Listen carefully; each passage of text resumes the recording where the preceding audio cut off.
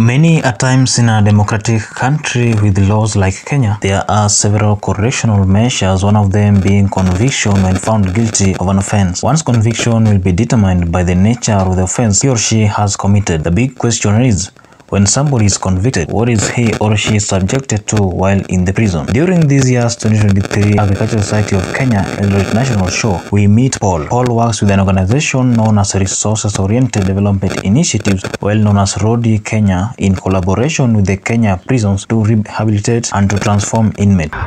Naitwa Paul, nafanya na RODI Kenya. RODI Kenya inamaanisha Resources-Oriented Development Initiatives. So kazi yetu ambayo tunafanya, sisi tushapatana na Kenya prisons. Kazi yetu tunafanya mambo ya rehabilitation and transformation of inmates. Ama wale wafungwa ambao wako kwa prison, kazi yetu ni kuweza kuwabadiliza. Through which ways does RODI Kenya transform and rehabilitate? Paul tells us that RODI Kenya provides training on agroecology and food security so that should one complete his or her sentence period, one is able to generate income through putting into practice the farming technique. Tunapea mafunzo ambayo ya food security, mambo ya agroecology, trainings, ambazo kuna techniques ambazo tunawapea, mafunzo ambayo tunawapea ili wakitoka wajue mbinu ambayo wanaweza kugenerate income na wapate chakula. Kwa sababu wakitoka wakienda kule nje, wakishapata chakula, wakishapata income, hakuna venye tena watarudi kwa jela. These trainings also aim at reintegration of the inmates into the society, for there will be minimum chances of them being involved again in crime, but will be of help to the society. So hiyo training ambayo tunawapea inasaidia kureintegrate huyu mfungwa kwa community yake. Wakati anaenda kwa community, ana skills, ana knowledge ya kutosha. Unaona community itaweza kumaccept ya kuona kwamba huyu mtu amekuwa mtu useful, amekuwa mtu productive, na sasa community inamkubali ya kwamba ni mtu mzuri. RODI Kenya provides incentives and startup capitals to those who may be in need. They ensure follow up on the inmates once they are released and give support whenever necessary. Akienda nyumbani, RODI Kenya inamfuatilia, inaona ni wapi ambayo analemewa, ni resources gani ambazo yuko nazo. Kama ana resources za kutosha, then RODI Kenya inasema wewe uko na hizi resources na wacha tunaona hizi hauna. RODI Kenya inampa kitu ambacho tunaita startup capital kulingana na survey yenye imefanya, then anaanza kujiendeleza mwenyewe kulingana na interest yenye anahitaji. One of the technologies RODI Kenya train is the bokash. This is a type of organic fertilizer that is made from organic materials and through fermentation. This takes 14 to 21 days to get ready for use in the farm. Like now this bokash ni mbolea ambayo inakuwa ready through fermentation, not decomposition. Just 14 to 21 days bokash iko ready. Na material ambazo unahitaji tu kutumia ni zile locally available materials ambazo unazipata. Kwa mfano, unaweza shaga hii masagari ama msogoro unaitumia. Then kuna hii brands, unaweza pata wheat bran unaitumia, ama rice jam unaitumia. Then kuna manure ambayo wakulima wengi wako na manure pia unaitumia. Then kuna topsoil ambayo tunaipata pia tunatumia. Kuna vumbi ya makaa tunaita charcoal dust unaitumia. Kuna ash ambayo pia inapatikana kwa urahisi unaitumia. Then tuko na mbali na ash, then tuko na unakuwa na yeast, na then uwe na molasses. Na hizi vitu zote wakati wenye utaitumia utaona ya kwamba within 14 to 21 days bokashi yako iko ready. Like now this one iko inaiva na ni moto sana tukishika ndani. Very hot. This technology will help the inmate once he or she is out of the prison to practice clean and affordable farming, as the fertilizer is cheaper compared to inorganic fertilizer that have to be brought from the agrovet. Na hii ni mbinu mzuri ya kusaidia huyu mfungwa, kumwonyesha kwamba when you go outside, wakati wenye unaenda kule nyumbani, si lazima utafute zile vitu expensive. You just use zile materials, zile vitu ambazo ziko cheap, then you just produce your food. Another farming technique is a double dug bed. How is it done, or what are the advantages compared to the normal farming or the conventional farming? This is a double dug bed ambayo ametumia mbinu ya double digging, ama lima chini, amechukua hiyo mbolea ya bokash, amechanganya vizuri hapa ndani.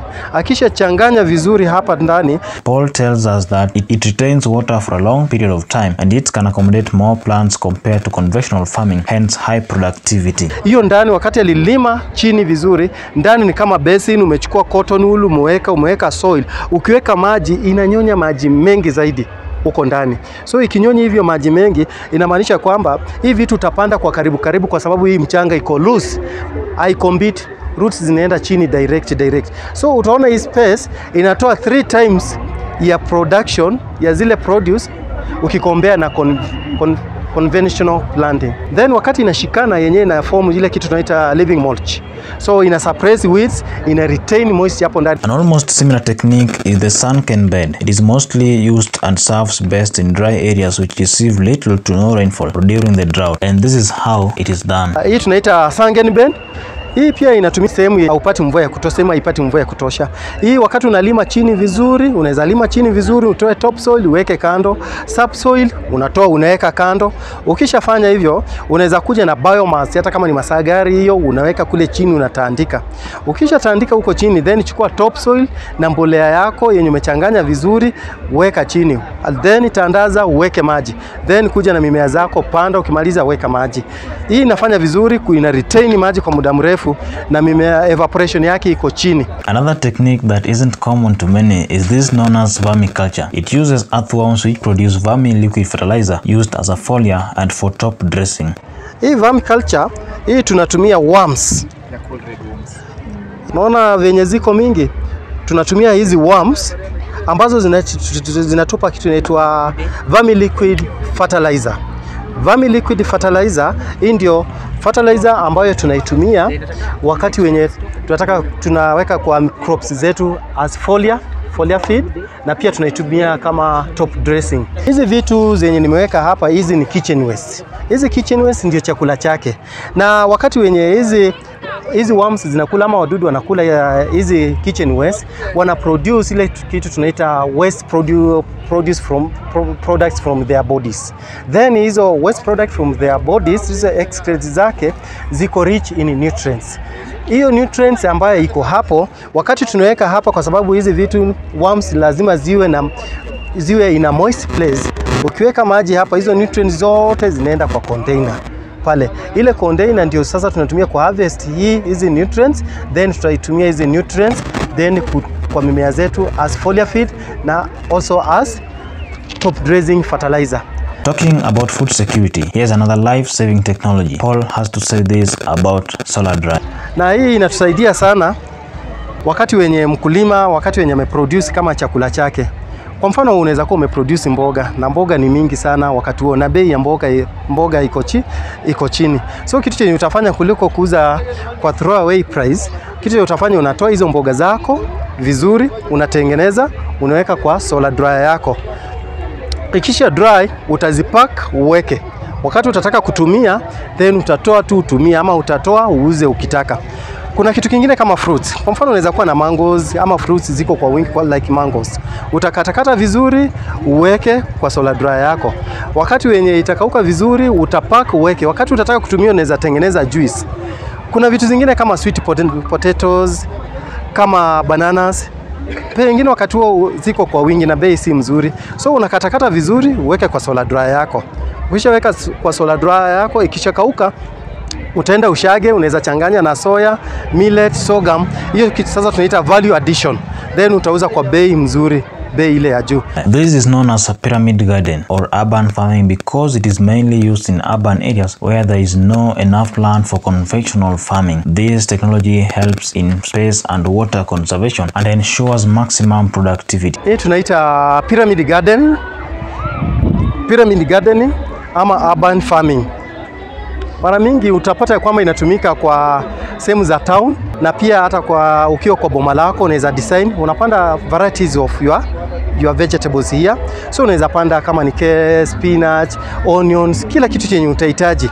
Kwa hivyo inatusaidia sana hata kwa wale watu wenye wana shamba ndogo ambao wanaona ya kwamba hawana mahali pa kuproduce food. Still wanaweza tumia hii kwa kuproduce food, kwa sababu huwezi sema una shamba. Ukipata hizi piramidi kama 2-3, hii chakula huwezi maliza.